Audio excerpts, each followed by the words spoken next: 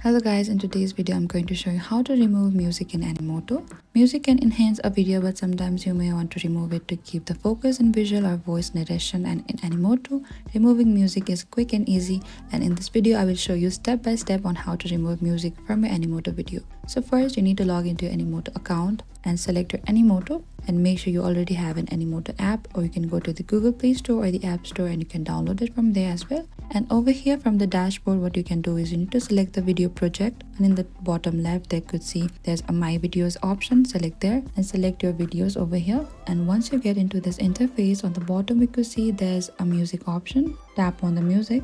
So over here there's an option for to on the music. So what you can do is you can simply toggle it off, that says off, and the music had just been gone. And after removing the music, you can preview your video by simply tapping on the apply in the top right, and make sure there is no background sound. If needed, you can add a new music track or keep the video silent as well. And once you're satisfied, you can save your changes. When you export the video, it will now play without background music, and that is it. And that's how you can remove your music in Animoto. These simple steps help you customize your video exactly the way you want. And thank you for watching.